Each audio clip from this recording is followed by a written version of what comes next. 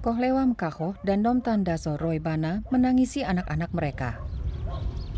Keempat anak itu meninggal awal tahun ini karena mereka, seperti halnya hampir semua anak di kawasan itu, bermain-main di timbunan sampah di Township Motherwell.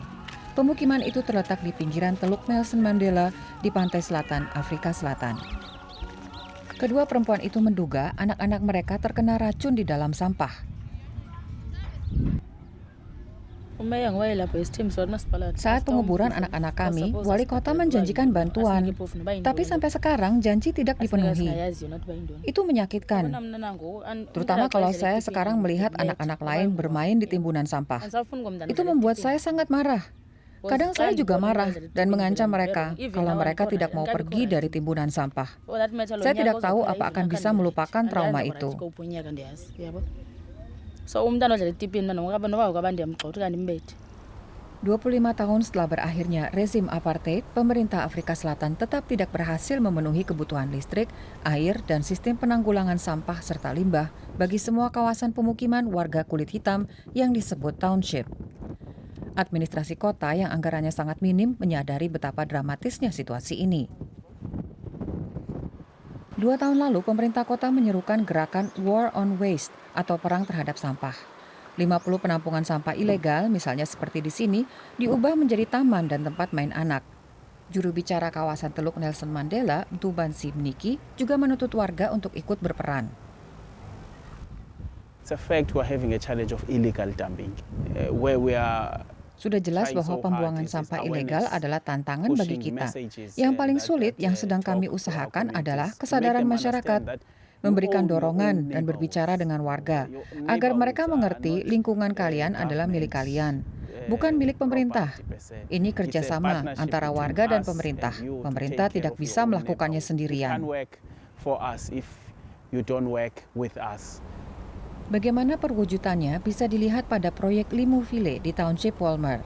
Ini kawasan hunian perkotaan di mana 60.000 orang hidup. Di sana, Kolani Siwa mengubah kawasan timbunan sampah menjadi kebun sayuran. Sayuran segar dari kebunnya sekarang laku keras di kawasan itu. Sekarang, dari pendapatannya, Siwa bisa mempekerjakan 5 pria dari kawasan Township Walmer. Pertama-tama, kebun sayur ini membuat lingkungan tetap bersih. Karena dulu orang biasa membuang sampah di sini. Tapi ini juga membantu warga memerangi pengangguran. Untuk menjaga agar tanaman tetap tumbuh, saya perlu orang untuk membantu. Organisasi sipil masyarakat juga jadi elemen penting, sehingga Township Walmer tidak terbenam sampah. Proyek daur ulang sosial Retrade bekerja sama dengan pengumpul sampah informal seperti Kustamoko. Ia dan 60 pengumpul sampah lainnya dari Walmer setiap hari Jumat membawa sampah berharga yang dikumpulkan ke stasiun daur ulang Retrade. Di sana, Moko bisa mengumpulkan poin-poin untuk nantinya ditukar dengan bahan pangan, pakaian, dan kebutuhan lain. 1 karung dapat 1 poin. Maria de Angelo Grewar adalah pendiri inisiatif.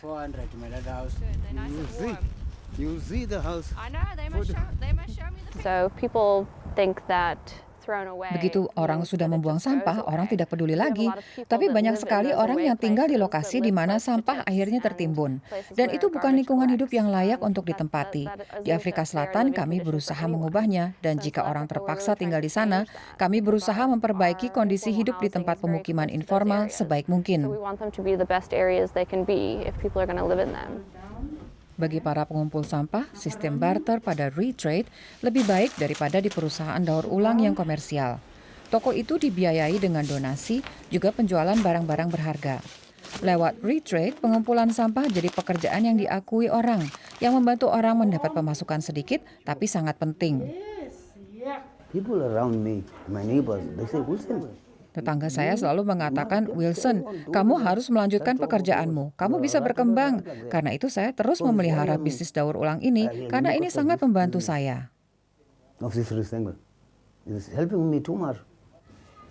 Kembali ke kebun sayur. Siwa mengepak sayuran untuk 150 keluarga. Akibat COVID-19, banyak penduduk kehilangan sumber pencarian mereka dan sekarang bergantung pada bantuan pangan. Paket-paket itu dibiayai dan didistribusi oleh organisasi Masifunde.